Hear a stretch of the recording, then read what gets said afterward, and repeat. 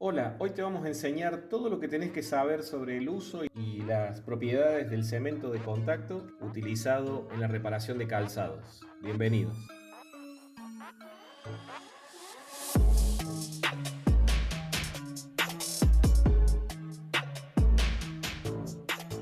Te invitamos a suscribirte a nuestro canal y también si querés activar las notificaciones para que vayas viendo todo el contenido que vamos subiendo.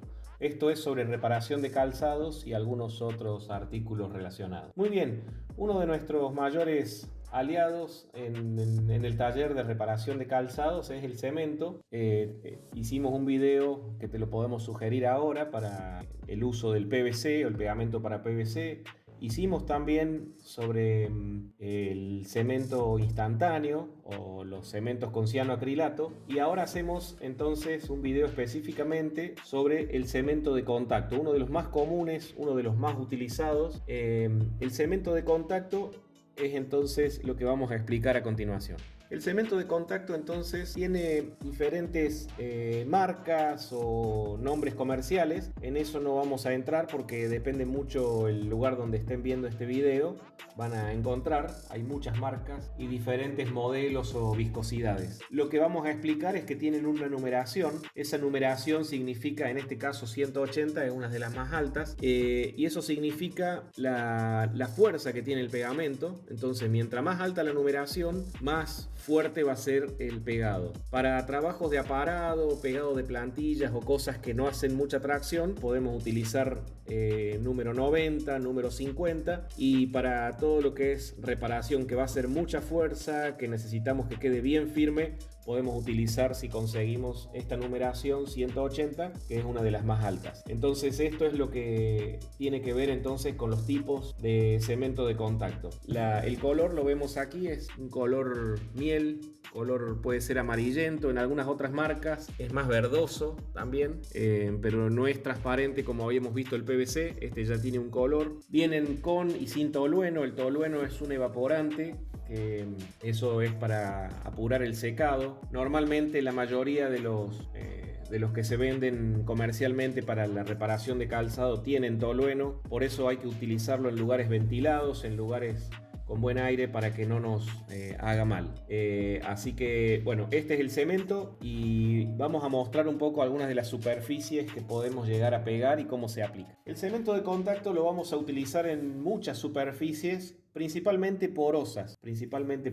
Lo vamos a utilizar en cauchos, gomas muy porosas como esta que le llamamos goma micro. Es una goma que raspándola queda sin brillo, muy porosa. En algunos casos se puede dar dos capas de pegamento antes de unir para asegurar el pegado. Esto es suela o algún pedazo de falda también, que puede ser, es cuero vacuno, también lijándolo, preparando la superficie. Una de las mayores cosas que tenemos que tener en cuenta siempre es la preparación de la superficie a pegar. La superficie siempre debe estar bien raspada, bien lijada para poner el cemento de contacto, sacándole todo resto de polvillo o pegamento anterior. Si es en algún calzado que tiene cemento, restos de cemento anterior, entonces lo sacamos primero. Las suelinas también las utilizamos, las medias suelas de calzados, los antideslizantes, los pegamos con cemento de contacto. Los cueros, todos los cueros, especialmente del lado gamuzado, cuando tienen un lado liso, lo que recomendamos normalmente es rasparlo, rayarlo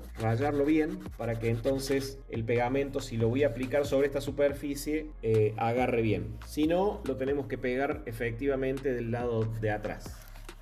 Bueno, diferentes tipos de cuero, todo se puede pegar perfectamente con cemento de contacto. En el forrado de tacos también lo podemos utilizar, según el material que utilicemos. Aunque sea plástico, también se agarra muy bien para forrar tacos. El cemento de contacto entonces es muy utilizado, lo utilizamos en muchas cosas. Pegamos plantillas, pegamos suelas. Estas suelas, por ejemplo, cuando las cambiamos, después de raspado, se le aplica una capa de cemento de contacto y entonces nos va a quedar muy bien agarrado al material. ¿Cuándo utilizar cemento de contacto y cuándo utilizar PVC?